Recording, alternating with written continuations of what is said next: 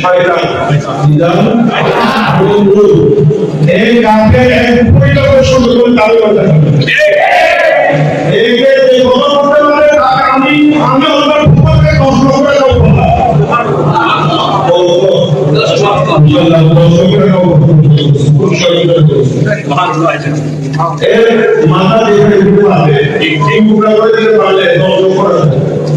ইসলাম শান্তির ধর্ম। ইসলাম আমাদেরকে সৌহার্দ্যপূর্ণতা এবং ভ্রাতৃত্ববোধ শিখায়, কিন্তু দুঃখজনক হলো বাস্তব সত্য এখন আমরা দেখতে পাচ্ছি যে প্রকাশ্যে একজন আলেম আরেকজন আলেমের ব্যাপারে বিদ্বেষপূর্ণ কথাবার্তা বলছে এবং কাফের এমনকি তাকে হত্যার হুমকি দিচ্ছে। তো এই বক্তব্যের মধ্যে যাকে উদ্দেশ্য করে হত্যার হুমকি দেওয়া হচ্ছে এবং যার মাথার বিনিময়ে ধার্য করা হচ্ছে সে আর কেউ না, প্রখ্যাত দায়ী যিনি কয়েকদিন আগে বাংলাদেশে এসেছেন এবং ওয়াজ মাহফিল করা শুরু করেছেন। তো তার ওয়াজ মাহফিল করা শুরু করা মাত্রই তো তার ৬-৭ বছর আগের একটা ভিডিও, যে ভিডিওর মধ্যে সে নবীজি সাল্লাল্লাহু আলাইহি ওয়াসাল্লামের ছাগল চড়ানোর ঘটনাকে কেন্দ্র করে রাখাল, তিনি কাউবয় এই শব্দটি ব্যবহার করেছিলেন। তো ওই শব্দটিকে নিয়ে এখন এই সুন্নি ভাই যারা আছে, মাজারপন্থী যারা আছে, তারা চরম পর্যায়ের ক্ষিপ্ত তার প্রতি, এমনকি প্রকাশ্যেও তাকে হত্যার হুমকিও দেওয়া হচ্ছে এবং তার মাথার বিনিময় ধার্য করা হচ্ছে, যেটা আসলে অত্যন্ত দুঃখজনক। তো যারা নবীজি সাল্লাল্লাহু আলাইহি ওয়াসাল্লামকে সবচেয়ে বেশি ভালোবাসার দাবি করে এবং তারা বলে থাকে যে নবীজি সাল্লাল্লাহু আলাইহি ওয়াসাল্লামকে তারা অনেক বেশি ভালোবাসে এবং নবীজি সাল্লাল্লাহু আলাইহি ওয়াসাল্লামের শান মান রক্ষা করার জন্য তারা জীবন দিতে প্রস্তুত, তো যারা এই ধরনের কথাবার্তা বলে দেখে থাকবেন যে তারাই নবীজি সাল্লাল্লাহু আলাইহি ওয়াসাল্লামের কথা কিন্তু মানে না। যেমন উদাহরণস্বরূপ আপনি যদি বুখারী শরীফ দেখেন তো সেই জায়গার মধ্যে আসছে আল্লাহর নবী সাল্লাল্লাহু আলাইহি ওয়াসাল্লাম একজন আরেকজনকে কাফের বলতে নিষেধ করেছেন, কিন্তু দিব্যি এই সমস্ত ভাইরা একজন আরেকজনকে কাফের বলে যাচ্ছে।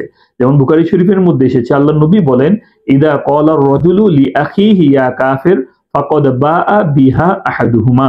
আল্লাহর নবী বলেন, যখন একজন মুসলিম আরেকজন মুসলিমকে কাফের বলে সম্বোধন করে তখন সে যদি সত্যিকার অর্থে কাফের না হয়ে থাকে তাহলে যে কাফের বলেছে এটা তার দিকে কিন্তু ফিরে আসে।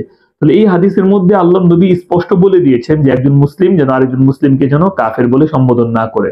তো তারা নবীজি সাল্লাল্লাহু আলাইহি ওয়াসাল্লামের সম্মান রক্ষা করার জন্য অনেক সোচ্চার হয়ে থাকে, কিন্তু তারাই কিন্তু নবীজি সাল্লাল্লাহু আলাইহি ওয়াসাল্লামের কথা মানে না। যেমন আপনি যদি আবু দাউদ শরীফের 5004 নম্বর হাদিসটি দেখেন, সে জায়গার মধ্যে আসছে আল্লাহর নবী বলছেন যে একজন মুসলিম যেন আরেকজন মুসলিমকে যেন ভয় না দেখায়। আল্লাহর নবী বলেন, লা ইয়াহিল্লু লিমুসলিমিন আন ইউরাইয়া মুসলিমান। একজন মুসলিম আরেকজন মুসলিমকে ভয় দেখানো এটা কিন্তু জায়েজ হবে না। শুধু তাই না, নবীজি সাল্লাল্লাহু আলাইহি ওয়াসাল্লাম একজন মুসলিম আরেকজন মুসলিমকে যেন হত্যার হুমকি না দেয়, তার দিকে যেন অস্ত্র উঁচিয়ে না দেখায়, তার দিকে যেন অস্ত্র তাক না করে, এই নির্দেশও আল্লাহ নবী সাল্লাল্লাহু আলাইহি ওয়াসাল্লাম দিয়েছেন। যেমন আপনি মুসলিম শরীফের 2616 নম্বর হাদিসটি দেখেন, আল্লাহ নবী বলেছেন, মান আশারা ইলা আখিহি বিহাদিদাতিন তালআনুহুল মালাইকা ওয়া ইন কানা আখাহু লিআবিহি ওয়া উম্মিহি। আল্লাহ নবী বলেন, যে ব্যক্তি তার কোনো মুসলিম ভাইয়ের দিকে অস্ত্র উঁচিয়ে তাকে দেখাবে, অস্ত্র উঁচিয়ে তাকে থ্রেট দিবে, আল্লাহ নবী বলেন ফেরেশতারা তাকে লানত করতে থাকে, যদিও সে আপন ভাই হোক না কেন। তাহলে যেখানে আল্লাহ নবী সাল্লাল্লাহু আলাইহি ওয়াসাল্লাম বলে দিয়েছেন আপন ভাইকেও থ্রেট দেওয়া জায়েজ নেই, তার দিকে অস্ত্র উঁচিয়ে তাক করাও এটাও জায়েজ নেই, তাহলে একজন মুসলিম হিসেবে আমরা আরেকজন মুসলিমের ক্ষেত্রে কিভাবে এই কাজটা করতে পারি? শুধু তাই না, একজন প্রকৃত মুসলিমের কাজ কি, তার সংজ্ঞাটা কি, এই সম্পর্কে নবীজি সাল্লাল্লাহু আলাইহি ওয়াসাল্লাম বলে দিয়েছেন। নবীজি সাল্লাল্লাহু আলাইহি ওয়াসাল্লাম বলেন, আল মুসলিমু মান সালিমাল মুসলিমুনা মিন লিসানিহি ওয়া ইয়াদি। আল্লাহ নবী বলেন, প্রকৃত মুসলমান হচ্ছে ওই ব্যক্তি যার জবান থেকে, যার হাত থেকে অপর মুসলমান ভাই কিন্তু নিরাপদ থাকে। তাহলে যেই জায়গার মধ্যে এই সমস্ত ভাইরা তারা বলে নবীজি সাল্লাল্লাহু আলাইহি ওয়াসাল্লামকে অনেক বেশি ভালোবাসে, নবীজির শান মান রক্ষা করার জন্য তারা সবকিছুই করবে, নবীজির শানে বেয়াদবি তারা বিন্দু পরিমাণ সহ্য করবে না, দেখেন তারাই কিন্তু নবীজি সাল্লাল্লাহু আলাইহি ওয়াসাল্লামের একটা না দুইটা না এই ধরনের বহু হাদিসের বিরুদ্ধাচরণ তারা কিন্তু করছে। তো দিন শেষে আরেকটা কথা না বললেই না, মানুষ ওয়াজ মাহফিলে যায় ওয়াজ শোনার জন্য, নসিহত শোনার জন্য এবং সেগুলো শুনে নিজের জীবনটাকে সুন্দর করার জন্য যায়, কিন্তু দুঃখজনক হলো বাস্তব সত্য এখন বেশিরভাগ ওয়াজ মাহফিলের মধ্যে এই ধরনের বিদ্বেষপূর্ণ, এই ধরনের হিংসাত্মকমূলক কথাবার্তা আমাদের শুনতে হচ্ছে, যেটা কিন্তু আসলে ওয়াজ মাহফিলের জন্য যায় না।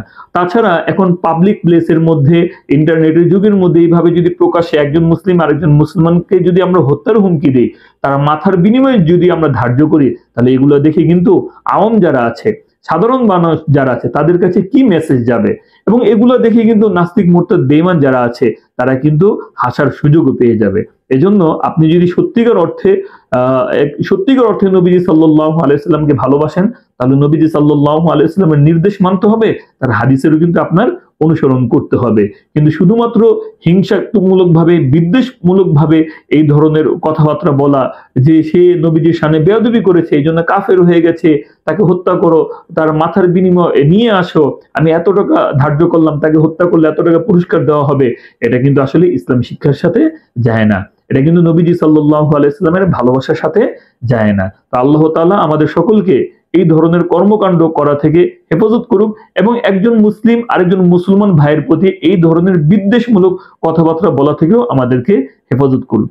প্রিয় দর্শক, একজন মুসলিমের বিপক্ষে পীর সাদিকের বক্তব্য আপনি কতটুকু সমর্থন করেন, তার প্রকাশ্যে এই ধরনের থ্রেডকে আপনি কিভাবে দেখছেন, তাহলে এটা কমেন্টে আমাদেরকে জানাতে পারেন। তার বক্তব্যটা আসলে আমাদেরকে কি মেসেজ দেয়, আপনারা কমেন্টে আমাদের সাথে শেয়ার করতে পারেন যে সে কি আসলে কাজটা ঠিক করেছে নাকি বেঠিক করেছে।